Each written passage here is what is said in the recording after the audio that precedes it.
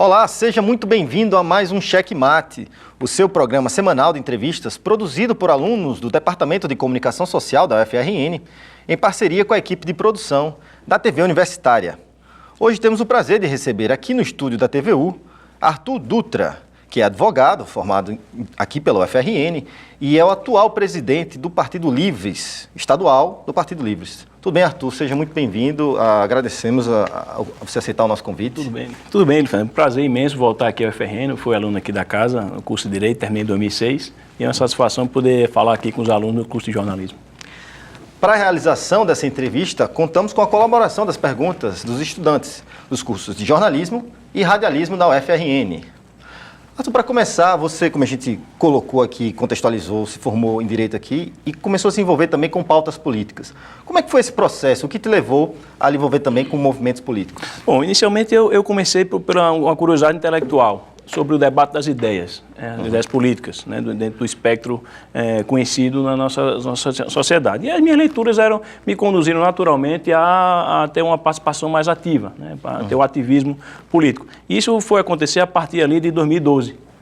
Quando eu entrei em contato com movimentos nacionais que já existiam, com esse viés liberal, o Instituto Ordem Livre, os Estudantes pela Liberdade, o EPL, que faziam já um trabalho de divulgação das ideias, e eu me agreguei a esse movimento inicialmente na promoção do debate intelectual, né, dessas ideias. E fizemos alguns eventos, inclusive aqui na UFRN, e depois, naturalmente, com o desenrolar dos fatos da política nacional, né, essa atuação que era inicialmente na parte cultural, intelectual, ela terminou naturalmente indo para a parte política, e o resto a gente pode contar mais detalhes, assim, à medida que vocês forem perguntando, do MBL, dos grupos de estudo, a participação até no jornalismo, nós editamos um jornal aqui com esse viés.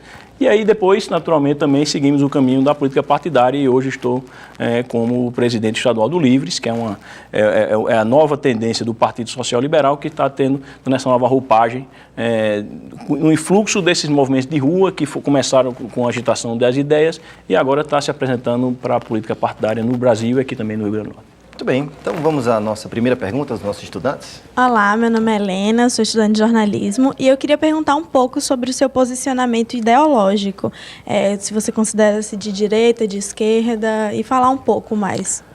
Bom, assim, eu diria se dentro do espectro conhecido de ideologias políticas, eu me colocaria realmente à direita. Né? Mas reconheço que essa rotulagem ideológica ela é insuficiente. E eu, enquanto Livres, e o Livres tem essa posição, a gente ainda procura não se definir enquanto partido dentro dessas categorias, direita, esquerda, centro, enfim.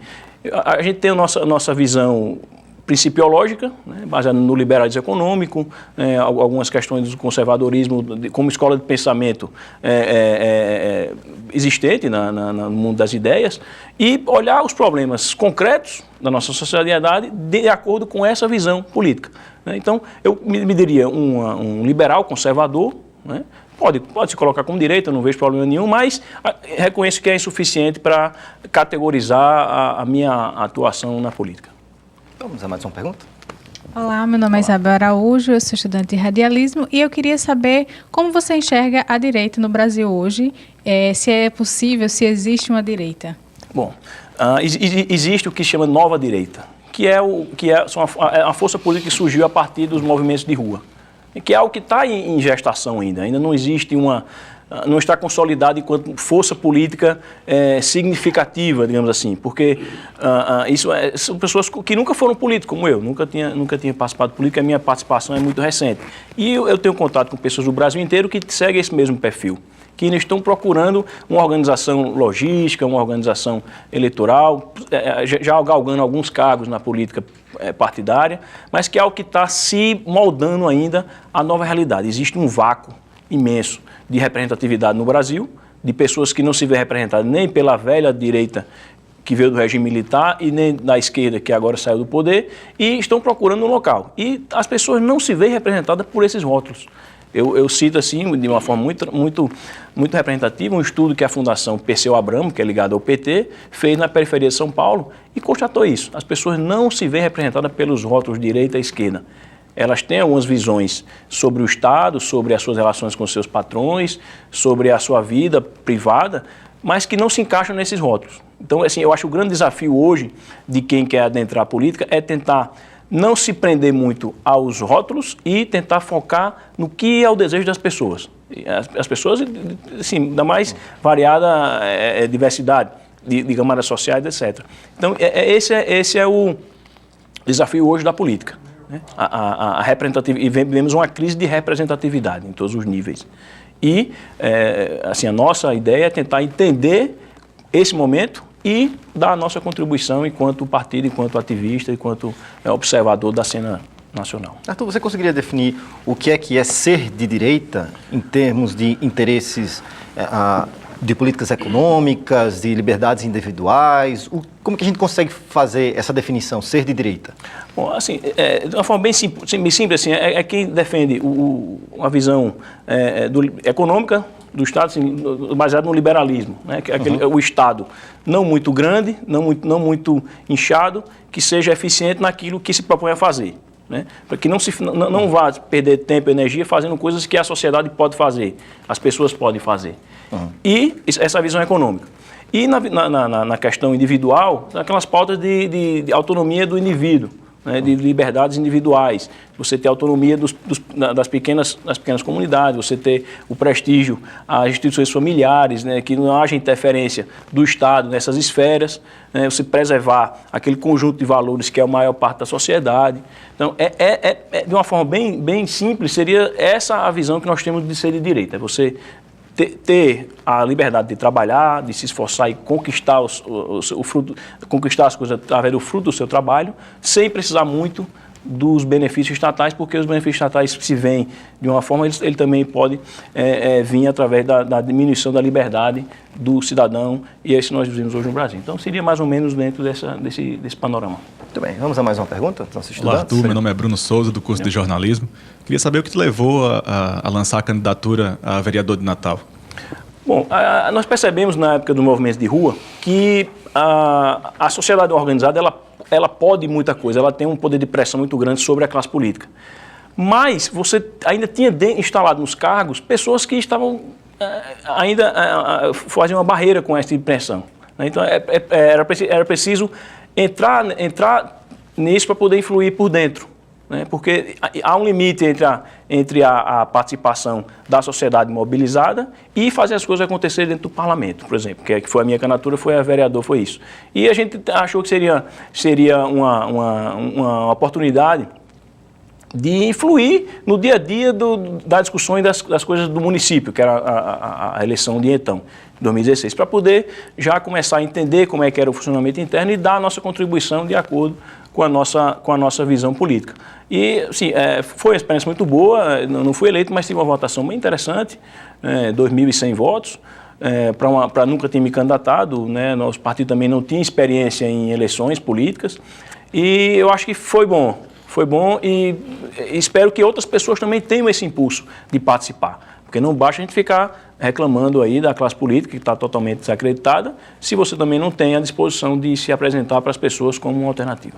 Como você estruturou sua campanha em termos de apoio, em termos de colaborações? Nossa campanha foi basicamente em redes sociais. A gente estruturou, assim, a logística de uma campanha de rua, ela custa muito caro e nós não tínhamos esse dinheiro.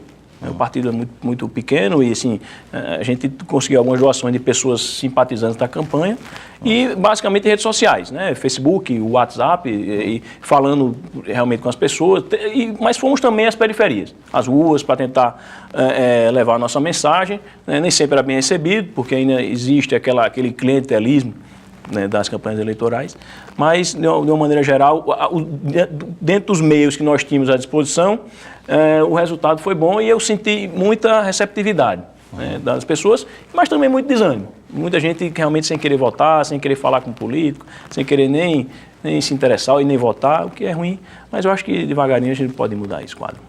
Vamos a mais uma pergunta? Olá, Arthur, meu nome é Renara, eu faço jornalismo e é sempre interessante saber um pouco sobre o histórico dos candidatos. Bem, você foi estudante da UFRN. Essa instituição, tradicionalmente, tem um perfil de aluno que ele é voltado muito mais para a esquerda.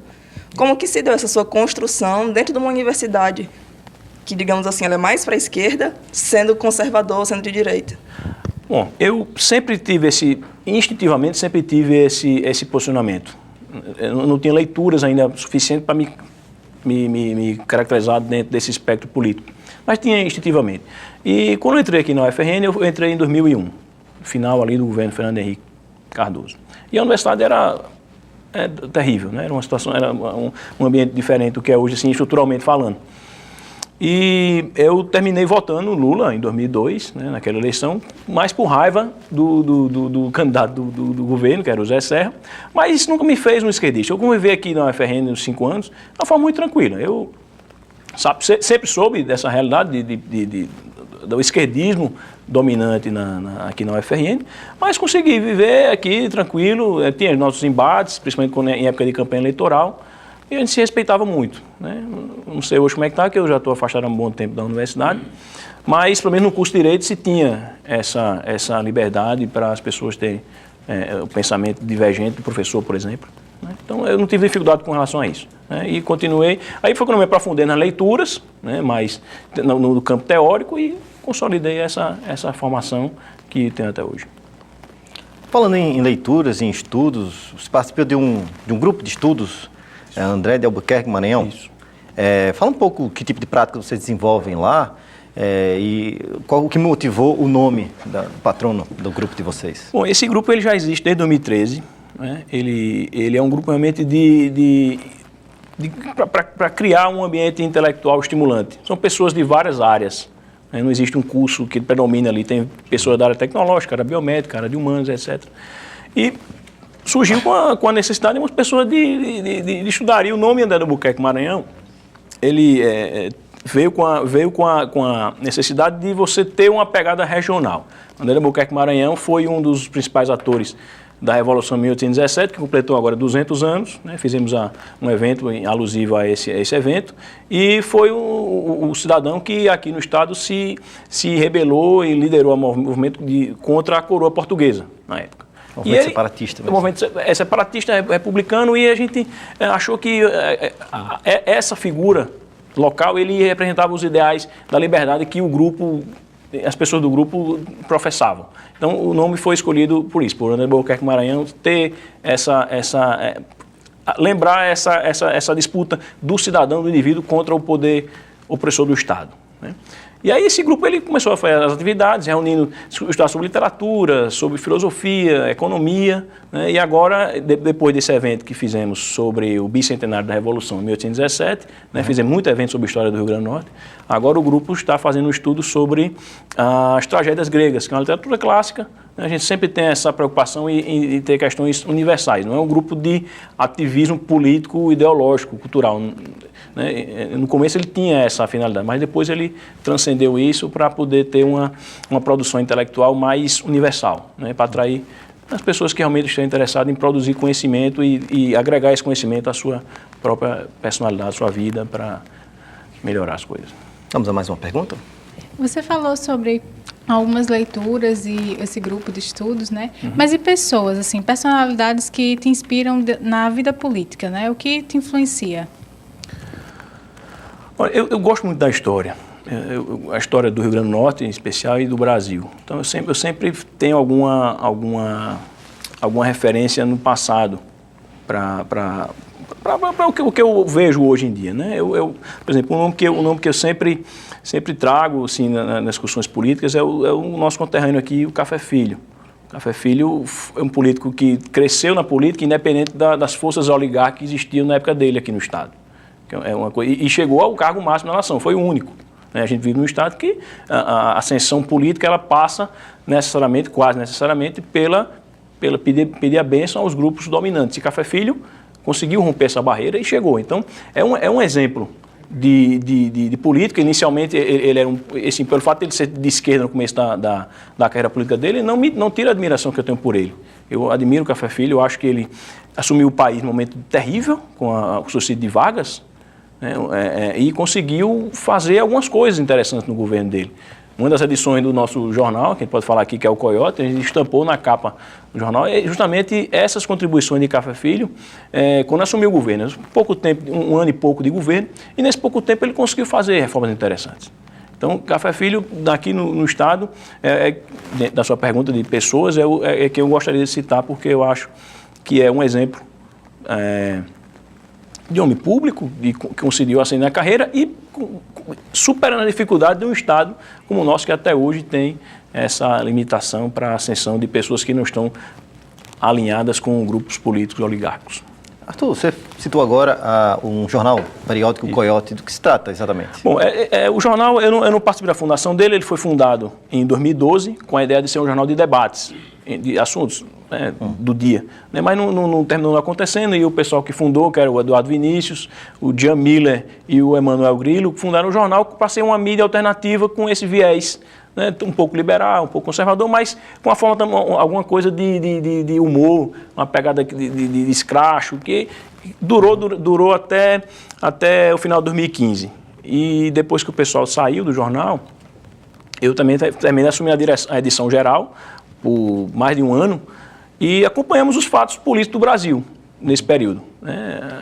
As 3 edições do Coyote, elas são, assim, tem aí disponível, a gente tem guardado, como um documento histórico, e acompanhamos os fatos dentro desse viés e com essa pegada de humor, que era assim, a grande proposta, o grande diferencial do jornal. E foi uma experiência muito boa, pelo menos minha, nessa parte editorial, de jornalismo, que eu gosto muito também.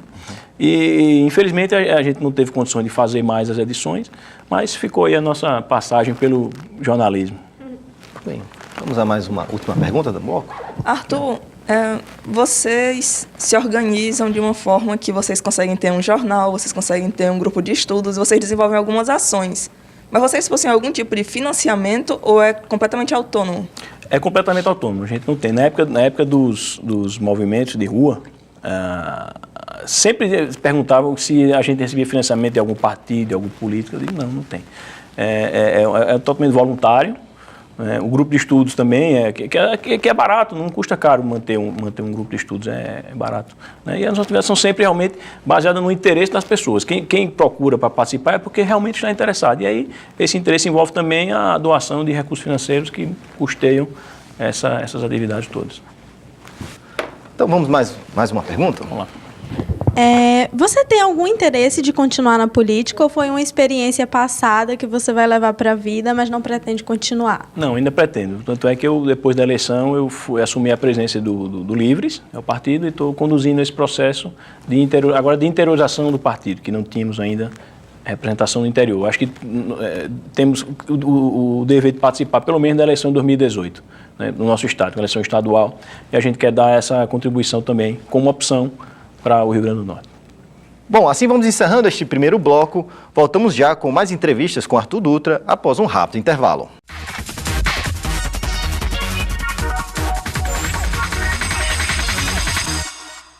Olá, seja muito bem-vindo a este segundo bloco do programa Checkmate, que tem o prazer de receber aqui o advogado e presidente estadual do Livres, Arthur Dutra. Arthur, mencionamos agora como presidente do Livres aqui no Estado.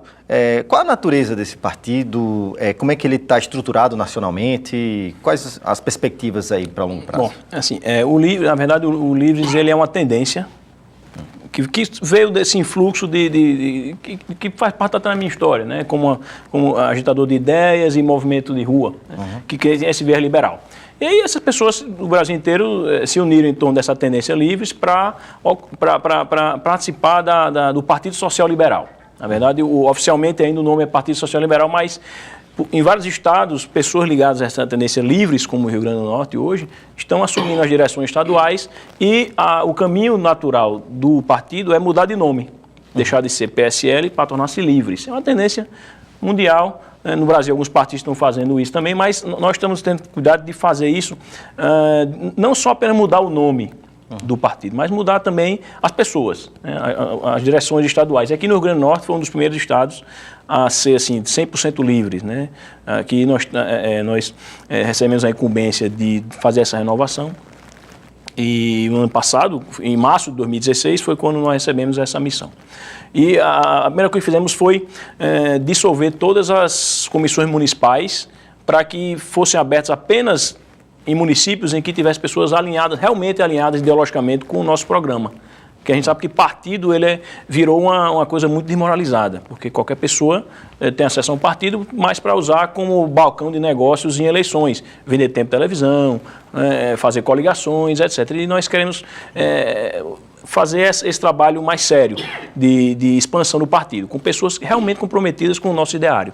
E hoje nosso trabalho é esse, de levar o partido para a cidade do interior. Tem muita gente que procura o Livres para fazer o trabalho nas suas cidades, e a gente está indo fazendo esse trabalho de garimpagem, para que a gente dê a oportunidade de pessoas novas participarem da política. Trazer a gente para a política, abrir uma porta para que essas pessoas participem também nas suas cidades pequenas, por menor que seja, mas que também tenham esse compromisso com o ideário do partido, para a gente prezar por essa coerência com o programa e com a proposta que estamos trazendo.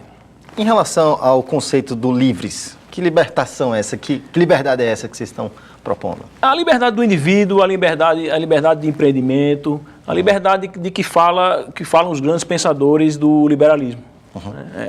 Essa autonomia do cidadão frente ao poder do Estado, esse impulso que o homem tem de empreender e superar seus próprios limites para alcançar lugares mais altos, se puder ter uma ajuda, mas que ele possa se auto-afirmar enquanto cidadão e que tenha a liberdade de gerir a sua vida, sem ter interferências indevidas que venham a tolher a sua autoafirmação enquanto indivíduo. Vamos a mais uma pergunta? Boa tarde, Arthur. Meu nome é Leandro, do curso de jornalismo. Eu fiz uma pesquisa rápida, olhei suas redes sociais e vi que você é a favor, contra o desarmamento, certo? E eu vejo essa discussão, ela é muito complexa, complicada até, mas eu vejo muitas pessoas dizerem que devem se armar, as pessoas, só que gente de bem. Queria saber de você como seria feita essa definição de quem é gente de bem e quem não é. E outra pergunta em relação a isso também é a questão de a educação da gente no país, ela está uma calamidade. A gente vê que está muito complicado mesmo. Então, você acha que o brasileiro ele tem capacidade de portar uma arma de fogo para se defender? Porque a gente recentemente teve um caso que amarraram um menino no poste e lincharam ele. Aqui em Natal teve 2 meninos que botaram para correr na Bernardo Vieira inteiro, mandaram jogar na ponte. Ou seja, essa população ela está preparada para ter uma arma de fogo em casa? Você acha que ela está? E, óbvio, com educação, beleza. Pode ser que futuramente, algum dia, tenha isso. Mas você acha que, para o momento agora, seria uma coisa viável? Bom, deixa eu colocar 2 questões sobre esse tema, que é muito complexo e amplo, mas uma delas é assim, o Estado, enquanto gestor da segurança pública, ele não é onipresente. Ele nunca vai acudir o cidadão em todos os momentos. Né? Então, existe uma margem para o cidadão se autodefender. Né? Esse é um princípio básico assim, de autonomia do cidadão dentro do que a gente prega do ideário liberal. A gente pode se defender, tem direito a defender a sua vida, como o direito à vida é um direito inalienável, a sua propriedade, a sua família. Isso foi restringido brutalmente com o Estatuto de Desarmamento. O referendo de 2005 mostrou que as pessoas ainda preferem ter a possibilidade de se defender através de uma arma de fogo. Esse é um ponto. Outro ponto isso é assim, a gente defende que realmente deve ser preservado esse direito do cidadão, caso ele deseje de se autodefender utilizando uma arma de fogo. Aí vem outro ponto. Eu não gosto dessa expressão, pessoa de bem, ela está muito insuficiente e pejorativa. Não gosto dessa expressão. Para uma arma de fogo, que é o tema que você está falando, a expressão é assim, aptidão psicológica para usar arma de fogo. Isso aí sim. Esse tipo de controle é fundamental e é feito em todos os países sérios em que existe o armamento civil. Nos Estados Unidos você tem um controle mínimo disso aí, é o país mais armado do mundo, tem algumas situações de mau uso de arma de fogo, a gente sabe, e no Brasil isso torna-se, não esse ponto específico da aptidão psicológica, mas o processo em si para você obter uma arma de fogo. Mas a expressão correta aí para o que você está dizendo é aptidão psicológica para usar uma arma. E assim, você tem que fazer a diferenciação entre porte e posse de arma de fogo. O porte é quando você pode sair na rua com arma, que isso aí realmente é uma temeridade. Mas eu sou da ideia de que você pode ter a posse, você tem na sua casa. porque na sua casa é onde você vai ter a possibilidade de se defender, né? E aí, a educação que se deve exigir do cidadão é a aptidão para usar arma de fogo. Condição psicológica, porque você, para manusear uma arma, não é difícil, você aprende, né? E a aptidão nem sempre todo mundo tem. Então, esse controle é o que eu defendo que exista e seja rigoroso, mas que o processo para você adquirir uma arma seja mais simples.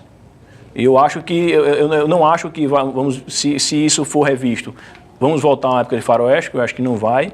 Eu acho que as pessoas vão ter a possibilidade de se defender, se quiserem, né, dentro do ter a sua arma de fogo dentro da sua casa, e sem prejuízo do trabalho das forças de segurança, que deve ser prestigiado contra a criminalidade, que essa está armada até os dentes, porque, evidentemente, ela não vai respeitar nenhum tipo de controle estabelecido pelo Estado para não ter acesso à arma de fogo. Então, a minha resposta para você é essa, que eu acho que tem que ter o controle da aptidão da arma de fogo. A questão da educação, eu acho que ela não interfere tanto de como a pessoa vai usar a arma de fogo, mas o aspecto psicológico, esse sim. Mas você não acha que isso restringiria, continuaria restringindo? Por exemplo, a gente vai em Mãe Luísa, quem ali teria capacidade de chegar em alguma escola, ou, enfim, algum local que desse essa aptidão para eles? Você não acha que isso ainda restringiria isso, por exemplo, para a galera da Zona Sul, que tem a possibilidade de conseguir esse conhecimento? Continuaria restringindo isso? E eu acho que a gente tira um pouco também da responsabilidade, por exemplo, do Estado. A bandidagem está armada, mas isso é problema do Estado. O Estado tem que resolver isso. Ele não pode estar querendo que o cidadão ele se arme para se defender do bandido, que ele mesmo falhou na hora de não deixar aquele bandido estar armado. Certo? A gente tem, por exemplo, essa questão psicológica e tal, por exemplo, a Suzana Richthofen. Se ela tivesse uma arma em casa, ela sem uma arma, ela fez o que fez, se ela tivesse uma arma em casa. E a gente vive num país que, diariamente, várias mulheres são espancadas dentro de casa. Se o marido chega bêbado em casa, ele tem uma arma. Você acha que esse cara também não pode fazer uma besteira? A questão que eu estou falando é justamente isso. Será que a gente está preparado psicologicamente à construção histórica e social da gente? Porque a gente utilizar os Estados Unidos como um exemplo é errado. Eu vejo como errado, porque a construção histórica de lá, então, é uma coisa bem diferente da daqui. Entendeu? Isso vai em várias questões. O próprio uso da maconha também. Eu também, no uso da maconha, eu me pergunto, será que as pessoas estão preparadas psicologicamente para isso? Não, mas os Estados Unidos não. Os Estados Unidos é lá, velho. A realidade daqui, a gente é outra. Entendeu? Entendo. Agora eu vejo o seguinte, a gente tem que observar a arma de fogo como um elemento de defesa, certo? Agora, recentemente, esses atentados terroristas na Europa, os policiais franceses estavam desarmados e o terrorista fez o que fez. Em outro local, na Inglaterra, tem policiais armados e abateu o terrorista e acabou o atentado. Não teve mais prejuízos, não teve mais morte de vida. Então, é preciso mostrar que a arma de fogo ela pode ser um meio de defesa. Eu acho que é uma questão semântica e de construção de um conceito de que a arma de fogo em si ela é uma coisa que só promove o mal. Você citou o caso do exemplo do marido que vai espancar a mulher. Mas ela podia se valer da arma de fogo para se defender. Né? Então, assim, você ter conscientizar de que aquilo é um instrumento perigoso, porém que pode auxiliar na defesa. E a questão da consciência coletiva, a gente não tem como aferir isso. E isso tem que ser feito de caso a caso. Por isso que existem os psicotestes. A Polícia Federal ela faz esse tipo de triagem, ela faz o exame através de profissionais capacitados para saber se aquela pessoa vai fazer um bom uso ou não da arma de fogo. Mas eu não acho que a gente deva simplesmente excluir essa possibilidade ou dificultar o máximo para tornar inviável, porque alguém pode fazer um mau uso. Alguém pode fazer um mau uso de qualquer coisa.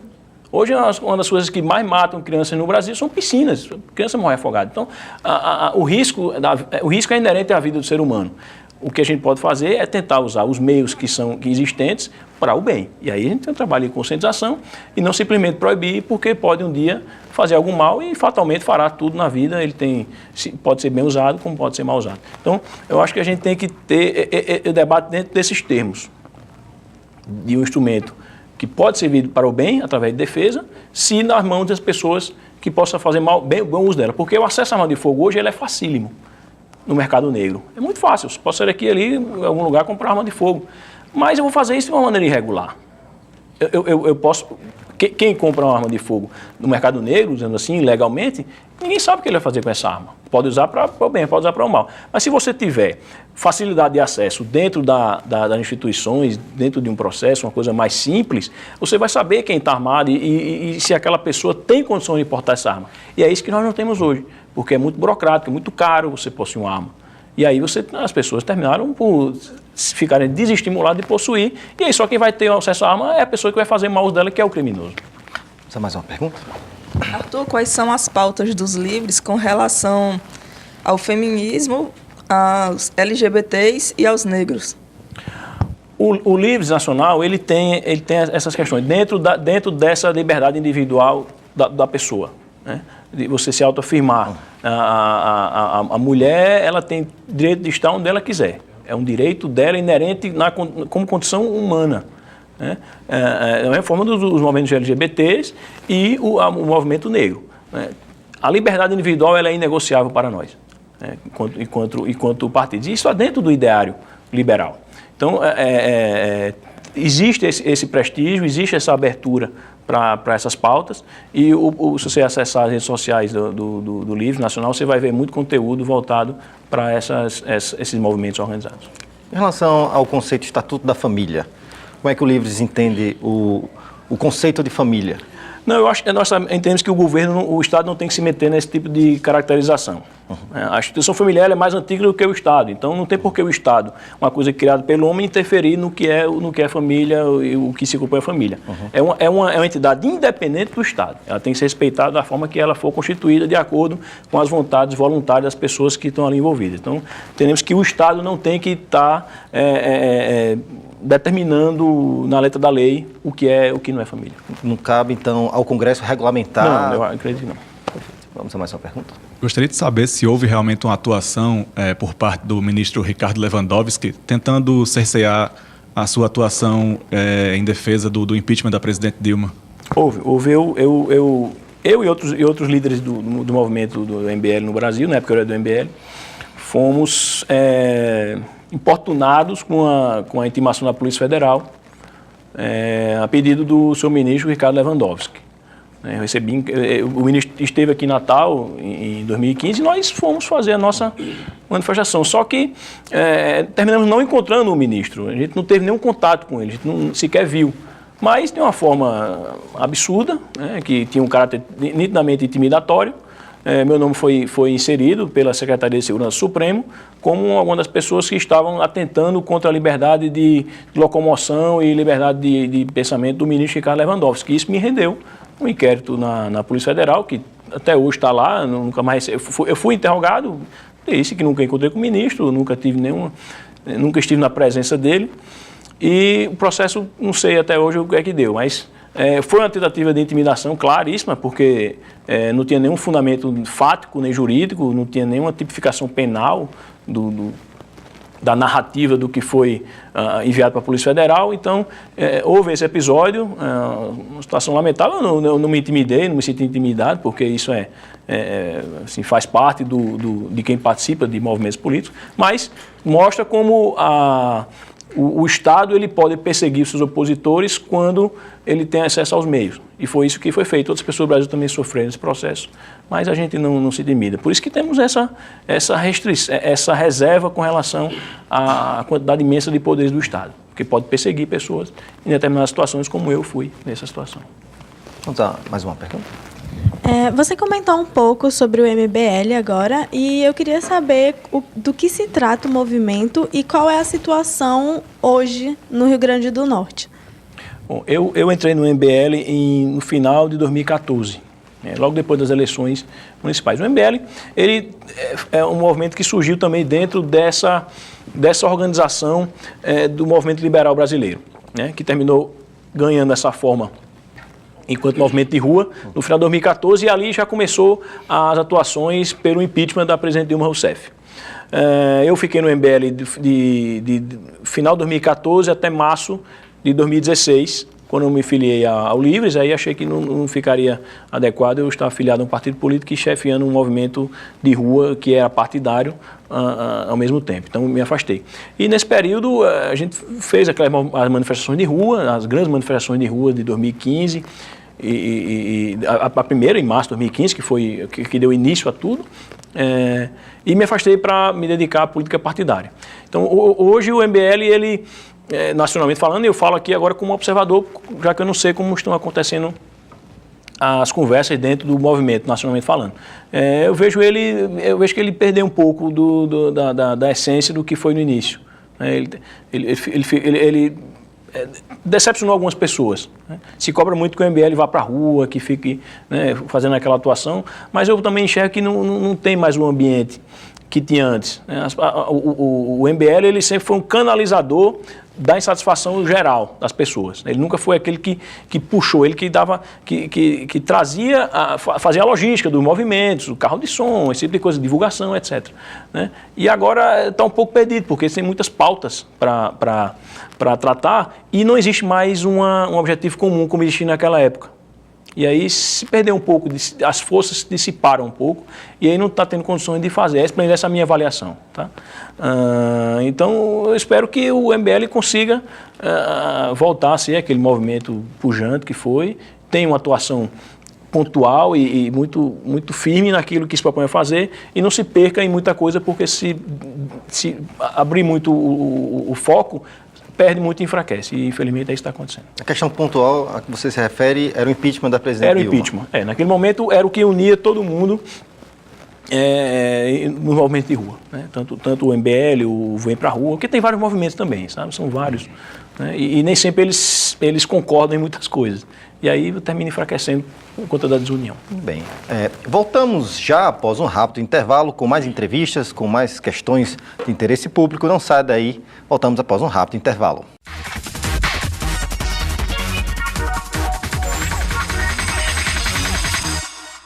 Olá, seja muito bem-vindo a este terceiro e último bloco do programa Cheque Mate, que recebe hoje o advogado e presidente estadual do Livres, Arthur Dutra.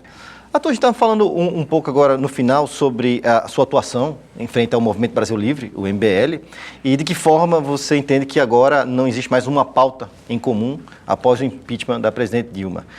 Algumas revelações com as novas delações da JBS e tal, seriam algum motivo para estimular também as pessoas em relação ao MBL a voltar à rua também?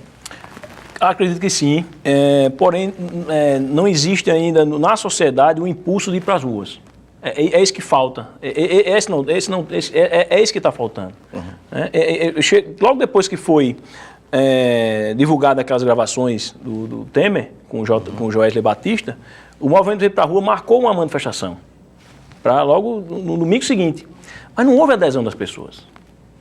E aí foi cancelado. Quer dizer, tentou-se fazer esse retorno às ruas, mas não houve, as pessoas não compraram a ideia. E é preciso que as pessoas comprem. O movimento de rua, ele ele sozinho não faz uma grande manifestação. Ele precisa sentir o momento e ver se as pessoas vão abraçar a ideia. E muitas vezes foram quase 10 movimentos de março de 2015 até o impeachment. Foram muitos e nem todos teve a mesma adesão, porque cada momento é diferente.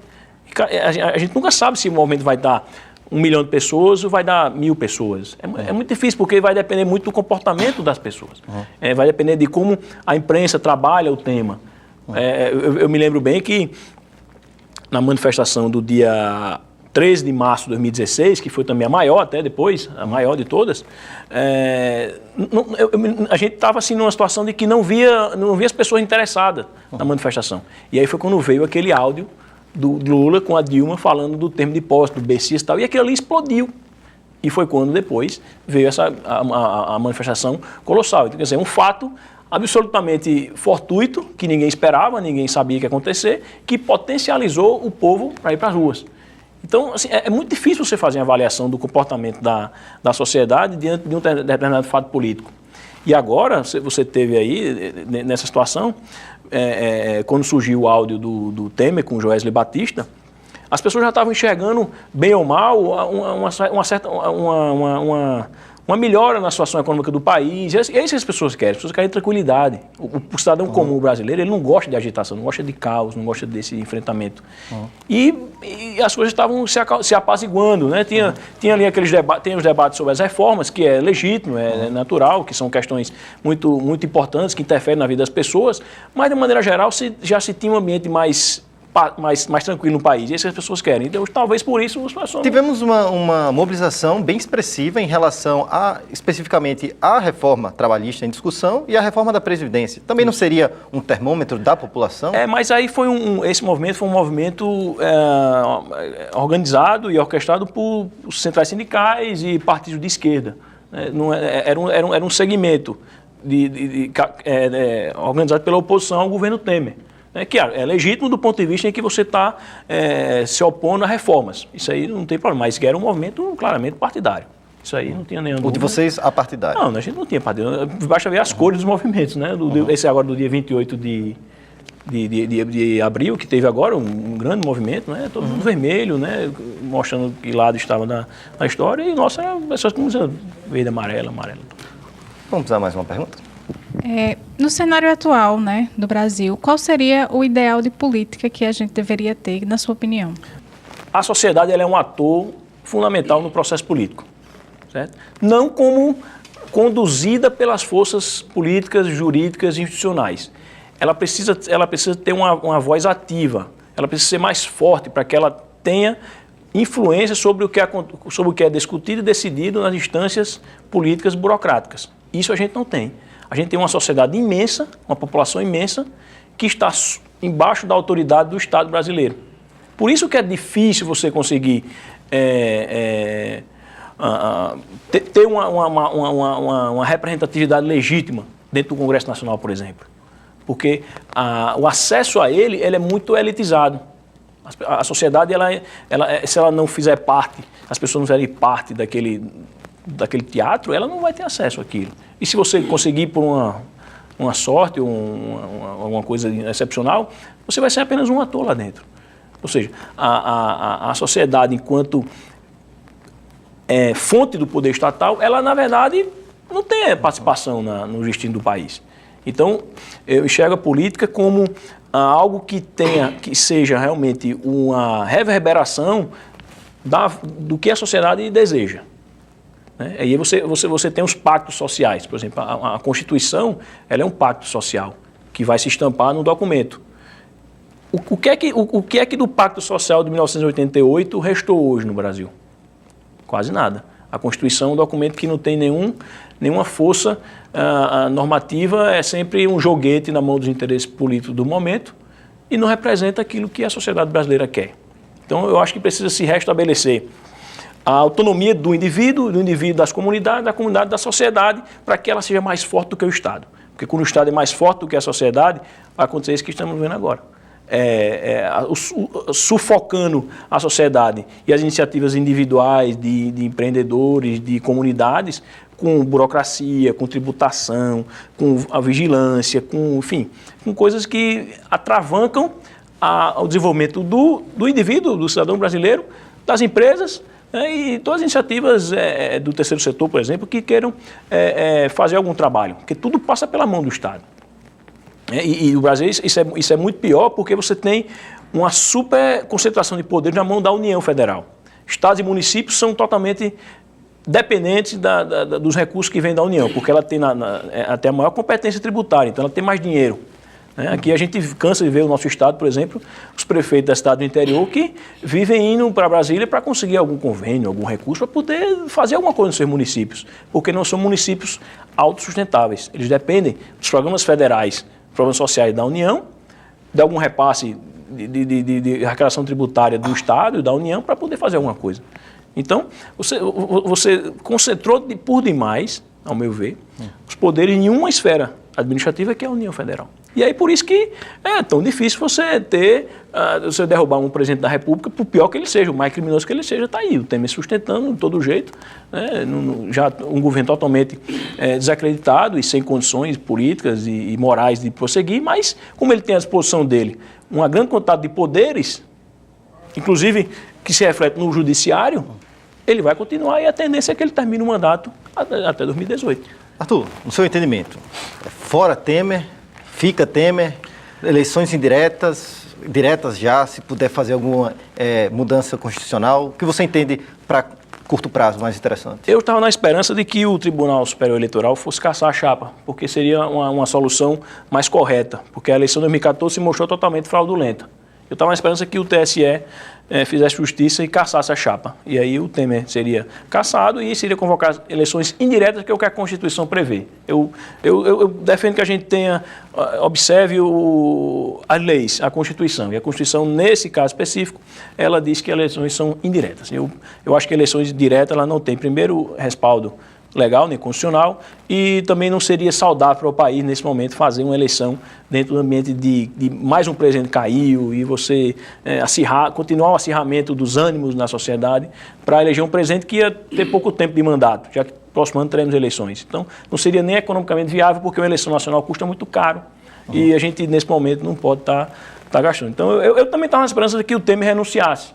Eu acho que poderia ser uma solução construída, né? Seria até mais digno, eu acho, e aí o Congresso elegeria um presidente para terminar o mandato, alguém que não fosse vinculado a esses interesses, nem do governo que caiu anterior e nem desse agora, mas eu perdi a esperança de que isso aconteça, pelo menos por enquanto.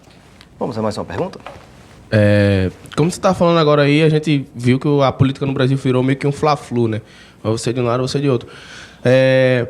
Só que você comentou a questão do movimento contra a reforma, você disse que foi uma coisa bem partidária.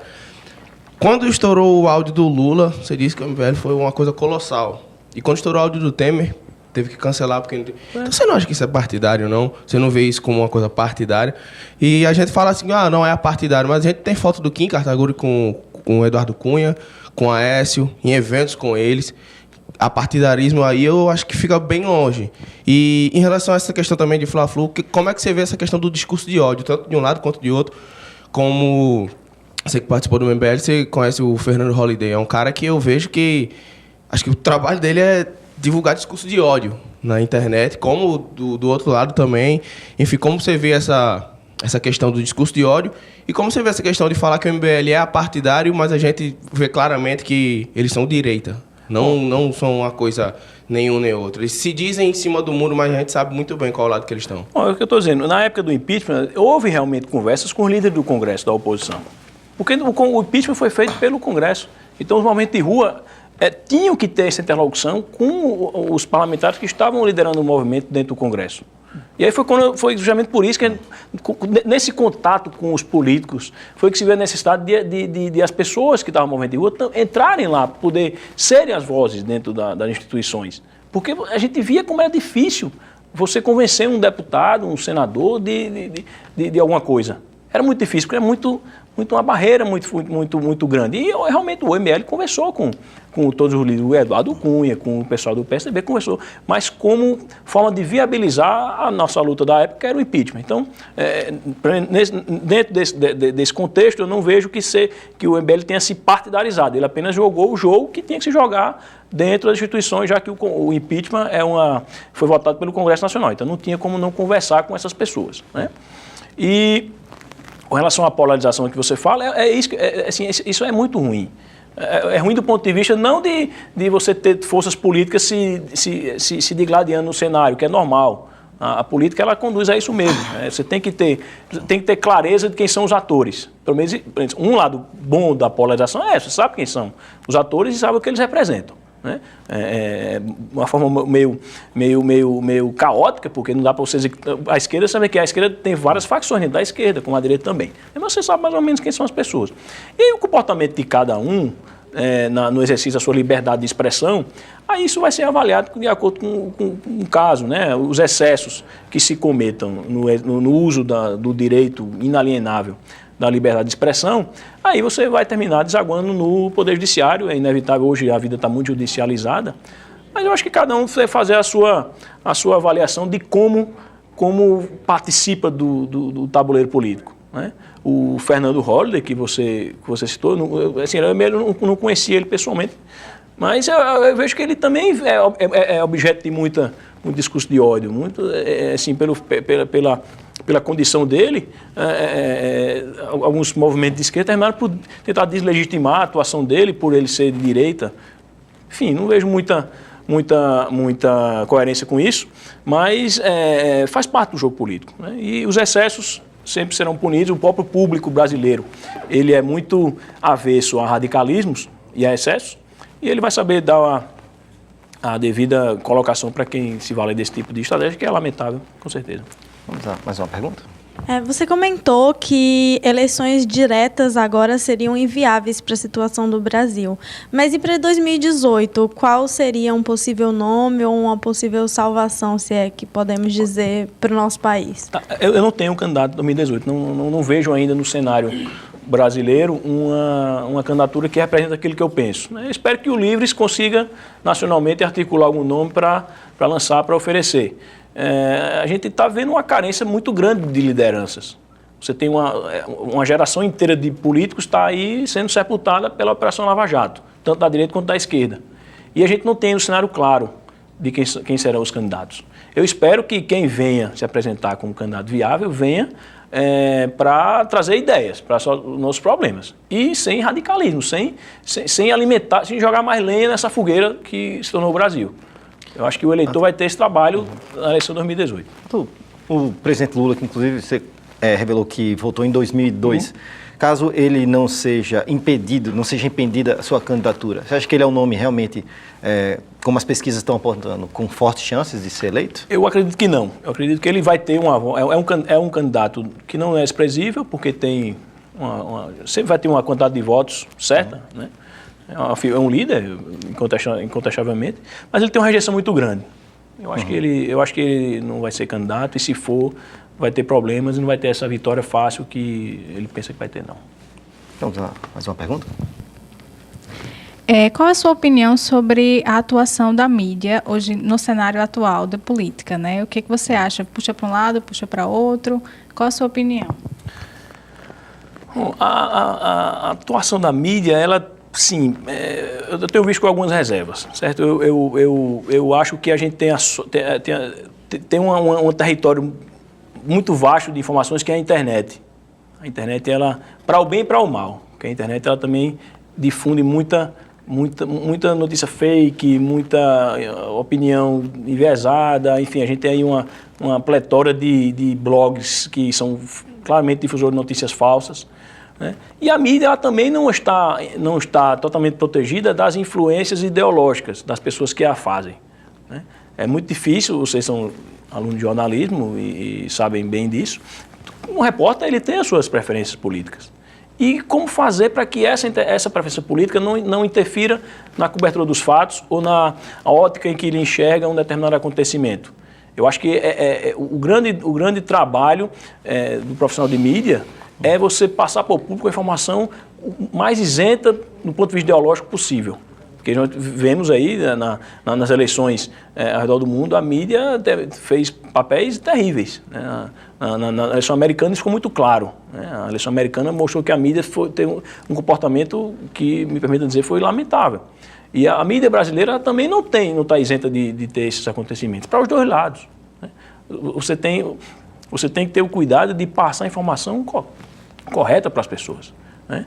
Então, eu acho que a mídia pode se aperfeiçoar nisso, deve se aperfeiçoar nisso, como instrumento de comunicação social, para que as pessoas possam fazer o seu julgamento com a informação mais segura possível. E hoje, infelizmente, eu não consigo enxergar essa segurança na informação que alguns veículos de mídia, não quero citar, mas divulgam aí para a sociedade. Então, precisa também fazer essa autocrítica. Arthur, uma última pergunta, já que estamos encerrando nosso tempo. Jair Bolsonaro teve recentemente em Natal e até teve uma certa mobilização na sua palestra. Eu gostaria de saber a sua leitura em relação a este pré-candidato, né, caso venha oficializar a candidatura. É um bom nome para 2018? Não, ele não é meu candidato, como eu disse, respondi para ela, eu não tenho candidato a presidente, ele também não é o meu candidato, mas eu acho que é o candidato que surgiu dentro do contexto político brasileiro. Um contexto de classe política totalmente desacreditada, a corrupção generalizada revelada pela Operação Lava Jato. Ele não tem nenhuma citação em escândalo de corrupção, tem um discurso muito forte na segurança pública, que é algo que toca na vida de todo cidadão brasileiro. Você tem o combate ideológico que ele faz para algumas pautas da esquerda, que isso agrada algumas pessoas, e eu acho que também não é um nome desprezível para 2018. É um nome que vai ter a sua participação, vai ter algum destaque. Não sei até que ponto ele pode ir, porque o cidadão brasileiro ele não gosta muito de radicalismo dos dois lados, mas é um nome que está aí já circulando. Teve em Natal com muita gente, foi assistir a palestra dele. E eu acho que é preciso que alguém surjam mais nomes para poder dar opção para o cidadão brasileiro nesse momento de crise e de descrença generalizada. Bem, Arthur, infelizmente nosso tempo se esgotou. Queria agradecer a sua presença e o nosso convite aqui. Não, obrigado, eu agradeço a todos vocês, uma alegria muito grande, deu para a gente conversar bastante, as perguntas muito incisivas e boas de responder, e agradecer também ao FRN, a alegria mais uma vez de estar aqui nessa casa que me formou, e à disposição sempre para próximos convites. Muito bem. E assim vamos encerrando mais um programa Checkmate. Muito obrigado pela sua audiência. Voltamos na próxima semana com mais entrevistas.